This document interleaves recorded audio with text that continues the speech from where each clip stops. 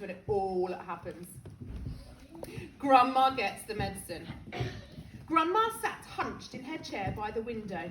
See if you're hunched. Hunch yourselves up. That's it. The wicked little eyes followed George closely as he crossed the room towards her. "You're late!" she snapped. "You're late!" "I don't think I am, Grandma." "Don't interrupt me in the middle of a sentence!" she shouted. "But you'd finished your sentence, Grandma." "There you go again!"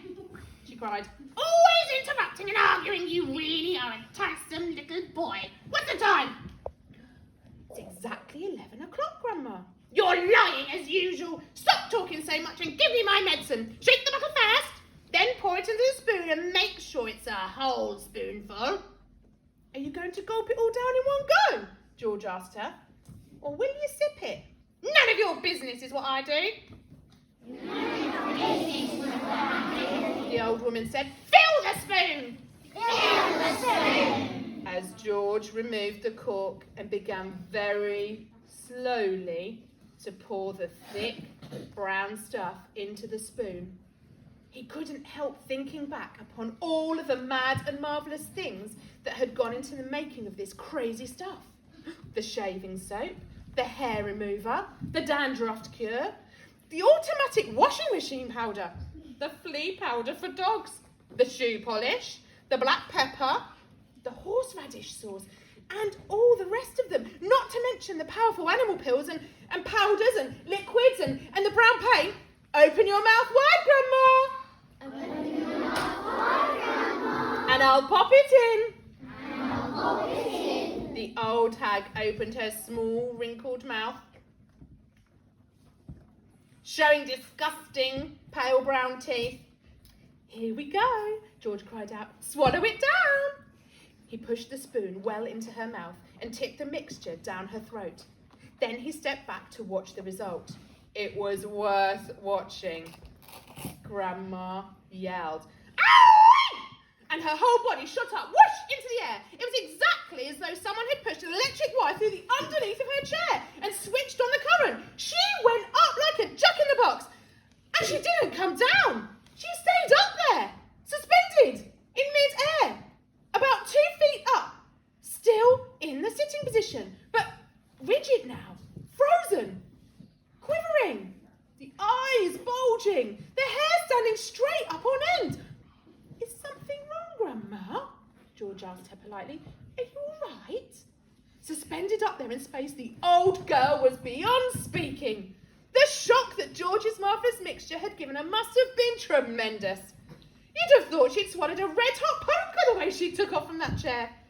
Then down she came again with a plop, back into her seat. "Call the fire brigade!" "Call the fire brigade!" she shouted suddenly. "My stomach's on fire!" "My stomach's on fire!" "It's just the medicine, Grandma," George said. "It's good, strong stuff." "Fire!" the old woman yelled. "Fire in the basement! Get a bucket, man hoses, do something quick!" "Cool it, Grandma," George said. But he got a bit of a shock when he saw the smoke coming out of her mouth and out of her nostrils. Clouds of black smoke were coming out of her nose and billowing around the room. "By golly, you really are on fire." "By golly, "You really are on fire," George said. "Of course I'm on fire," she yelled. "I'll be burned to a crisp. I'll be fried to a frizzle. I'll be boiled like beetroot." George ran into the kitchen and came back with a jug of water. "Open your mouth, Grandma," he cried. He could hardly see her for the smoke, but he managed to pour half a jugful down her throat. A sizzling sound, the kind you get if you hold a hot frying pan under a cold tap, came up from deep down in Grandma's stomach. The old hag bucked and sheed and snorted. She gasped and gargled. Spouts of water came shooting out of her, and the smoke cleared away. "The fire's out," George announced proudly. "You'll be all right now, Grandma." "All right?" she yelled. "Who's all right? There's Jackie jumpers in my tummy. There's squigglers in my belly. There's bangers in my bottom." She began bouncing up and down in the chair. Quite obviously, she was not very comfortable. "You'll find it's doing you a lot of good, that medicine, Grandma," George said. "Good?" she screamed. "Doing me good? she began to bulge. She was swelling. She was puffing up all over. Someone was pumping her up. That's how it looked. Was she going to explode? Her face was turning from purple to green. But wait! She had a puncture somewhere. George could hear the hiss of escaping air. She stopped swelling. She was going down. She was slowly getting thinner again, shrinking back and back slowly to her shrivelly old self. "How's things now, Grandma?" George said. No answer. Then a funny thing happened. Grandma's body gave a sudden sharp twist and a sudden sharp jerk, and she flipped herself clear out of the chair and landed neatly on her 2 feet on the carpet. "Oh, that's terrific, Grandma!" George cried. "You haven't stood up for like that for years. Look at you! You're standing up all on your own, and you're not even using a stick."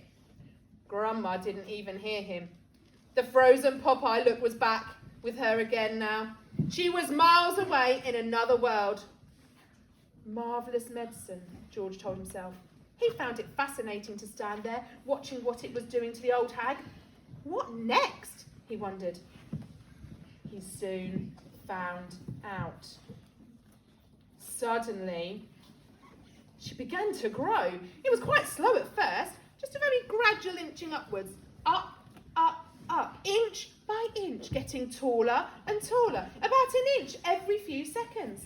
And in the beginning, George didn't notice it.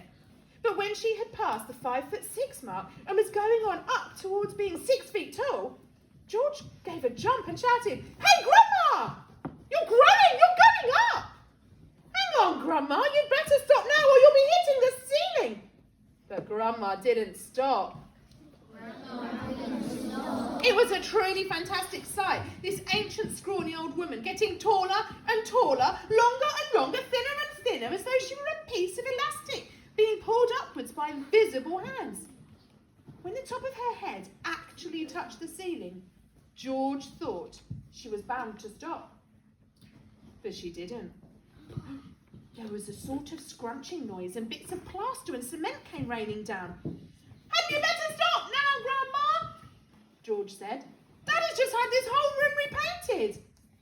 But there was no stopping her now. Soon, her head and shoulders had completely disappeared through the ceiling, and she was still going. George dashed upstairs to his own bedroom, and there she was, coming up through the floor like a mushroom. "Whoopee!" she shouted, finding her voice at last. "Hallelujah! Here I come!" Hallelujah! Here I come! "Steady on, Grandma," George said. "With a hey, noddy, no, and up we go!" she shouted. "Just watch me grow!" "This is my room," George said. Look at the mess you're making!" "Oh, it's terrific medicine," she cried. "Give me some more!" "Oh, she is dotty as a donut," George thought. "Come on, boy, give me some more!" she yelled. "Dish it out, I'm slumming down!" George was still clutching the medicine bottle in one hand and the spoon in the other. Oh well, he thought, why not? He poured out a second dose and popped it into her mouth. "Awee!" Awee! She screamed and up she went again. Her feet were still on the floor downstairs in the living room, but her head was moving quickly towards the ceiling of the bedroom. "I'm on my way now, boy," she called down to George. "Just watch me go." "That's the attic above you, Grandma," George called out. "I'd keep out of there. It's full of bugs and boggles." Crash! The old girl's head went through the ceiling as though it were butter.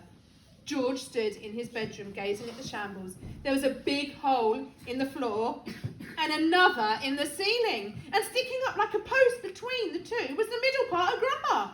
Her legs were in the room below. Her head was in the attic. "I'm still going," came the old screechy voice from up above. "Give me another dose, my boy, and let's go through the roof." "No, Grandma, no," George called back. "You're busting up the whole house." "Ah, to heck with the house," she shouted. "I want some fresh air. I haven't been outside for 20 years. "Oh, by golly, she's going through the roof," George told himself. He ran downstairs. He rushed out of the back door into the yard. It would be simply awful, he thought, if she bashed up the roof as well. His father would be furious, and he, George, would get the blame. He had made the medicine. He had given her too much.